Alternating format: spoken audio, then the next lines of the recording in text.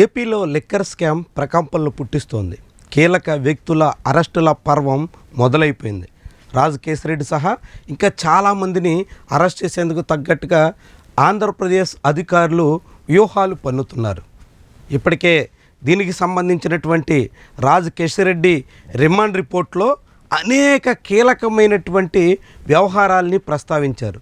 ఎఫ్ఐఆర్లో A4గా మిథున్ రెడ్డి, A5గా సాయి రెడ్డి ఇలాంటి పెద్ద తలకాయలే కాకుండా వైఎస్ భారతికి సంబంధించినటువంటి ఆడిటర్, అదేవిధంగా భారతీ సిమెంట్ సంబంధించినటువంటి డైరెక్టర్ను కూడా ఈ కేసులో నిందితులుగా పేర్కొనడంతో వ్యవహారం చాలా దూరం వెళ్ళేలా కనిపిస్తుంది. చాలామంది మెడకు చుట్టుకునేలా కనిపిస్తుంది. ఇంకా అసలు తలకాయల్ని, అసలు మాస్టర్ మైండ్ని కూడా ఈ విషయంలో బయటకు లాగుతారా అనేటువంటి ప్రశ్న ఉదయిస్తోంది. ముఖ్యమైనటువంటి బిగ్ బాస్గా లిక్కర్ స్కామ్లో గతంలో తెలుగుదేశం పార్టీ ఆరోపించినటువంటి వైఎస్ జగన్మోహన్ రెడ్డి, ఆయన భార్య భారతి, వీళ్ళిద్దరి పేర్లు కూడా బయటకు వస్తాయా అనేటువంటి వాదన మొదలైంది. ఎందుకంటే వైఎస్ జగన్మోహన్ రెడ్డి వైఎస్డీగా చెప్పుకునే కృష్ణమోహన్ పేరు కూడా ప్రస్తావిస్తున్నారు. దాంతోపాటు వైఎస్ భారతి ఆడిటర్ని కూడా ప్రస్తావించారు. వీళ్ళిద్దరి ద్వారా మొత్తం ఆర్థిక వ్యవహారాలు సాగినట్టుగా నెలకి 50 నుంచి 60 కోట్ల రూపాయల లిక్కర్లో సంపాదించినటువంటి మొత్తాన్ని ఇతర వ్యవహారాలకి మళ్లించినట్టుగా చెప్తున్నారు. దీంతో వాళ్ళిద్దరి వ్యవహారం బయటకు వస్తుందా అనేటువంటి ప్రశ్న అయితే ఉదయిస్తుంది. అయితే సరిగ్గా ఇదే సమయంలో కేంద్రంలోని బీజేపీ నాయకత్వం ఎప్పటికీ జగన్మోహన్ రెడ్డికి అండగా ఉంది అనేటువంటి చర్చ మొదలైంది.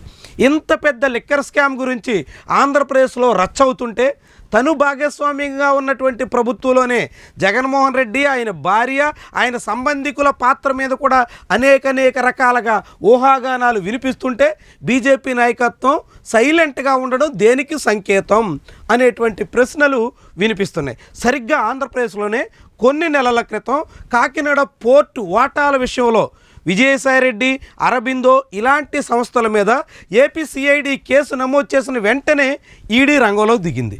ఈడీ కూడా కేసు నమోదు చేసి విచారణకు పిలిచింది. ఇంత ఒక ఆంధ్రప్రదేశ్లోని కాదు, తెలంగాణలో కార్ల రేసింగ్ వ్యవహారం మీద కేటీఆర్కి సంబంధించినటువంటి అవకతవకలకు సంబంధించినటువంటి ఆరోపణలు రాగానే ఈడీ రంగంలో దిగింది, విచారణకు పిలిచింది. ఇట్లా అనేక కేసుల్లో ముఖ్యమైనటువంటి వ్యవహారాల్లో ఈడీ వెంటనే రంగంలో దిగి కేసులు నమోదు చేసి ఆయా కేసుల్లో నిందితులుగా ఉన్నటువంటి వాళ్ళని తమ గుప్పిట్లో పెట్టుకునేటువంటి ప్రయత్నం చేస్తున్నటువంటి తరుణంలో ఆంధ్రప్రదేశ్ లిక్కర్ స్కామ్ గురించి ఎందుకని మౌనంగా ఉంది అనేటువంటి ప్రశ్న ఉదయిస్తోంది. ఢిల్లీ లిక్కర్ స్కామ్లో వేగంగా కదిలి అప్పట్లో ఆనాటికి సీఎంగా ఉన్నటువంటి అరవింద్ కేజ్రీవాల్ని కూడా తీహార్ జైలుకి పంపించినటువంటి ఈడీ కేంద్ర ప్రభుత్వం ఇప్పుడు ఆంధ్రప్రదేశ్లో అదే మాదిరి లిక్కర్ స్కామ్ జరిగిందని ఆరోపణలు వస్తున్నప్పటికీ ఎందుకని ఉలుకు పలుకు లేనట్టుగా ఊరుకునుంది అన్నది ముఖ్యమైనటువంటి అంశం. స్వయంగా తెలుగుదేశం పార్టీ నాయకత్వం చంద్రబాబు పదే ఢిల్లీ వెళ్తున్నటువంటి సందర్భాల్లో అమిత్ షాని కలిసిన ప్రతిసారి జగన్మోహన్ రెడ్డికి సంబంధించినటువంటి అవినీతి అక్రమాల వ్యవహారాల్ని ఆయన ముందు వినిపిస్తున్నారు అనేటువంటి వాదన ఉంది.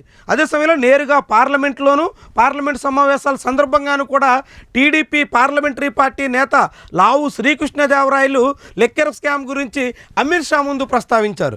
అమిత్ షాకి అనేక అంశాలని, ఆధారాలని కూడా సమర్పించారు. అయినప్పటికీ అమిత్ షా అండ్కో కదిలేదానికి సిద్ధంగా లేరు.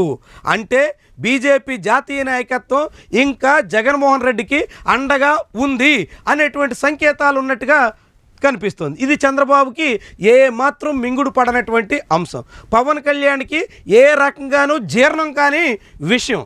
అయినప్పటికీ కూడా ఈ ఇద్దరు బీజేపీ నాయకత్వాన్ని ఏమీ అనలేనటువంటి స్థితిలో ఉండడం వల్ల అణిగి సాగుతున్నారు అనేటువంటి ప్రశ్న ఉదయిస్తుంది. తమ ప్రత్యర్థిని తమ రాజకీయంగా ఎవరినైతే బంగాళాఖాతంలో దొక్కేయాలని ఆశిస్తున్నారో అదే నాయకుడికి బీజేపీ నేతల ఆశీస్సులు ఉన్న వైనం ప్రత్యక్షంగా కనిపిస్తున్నప్పటికీ చంద్రబాబు, పవన్ కళ్యాణ్ కూడా పల్లెత్తు మాట అనలేనటువంటి పరిస్థితి కనిపిస్తోంది.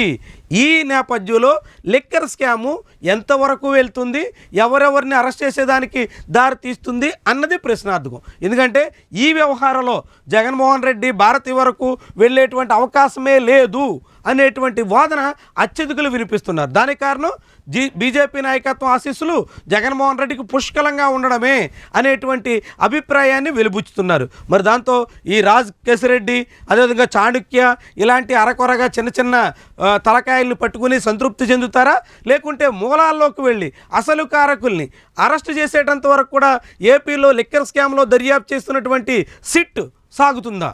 చూద్దాం.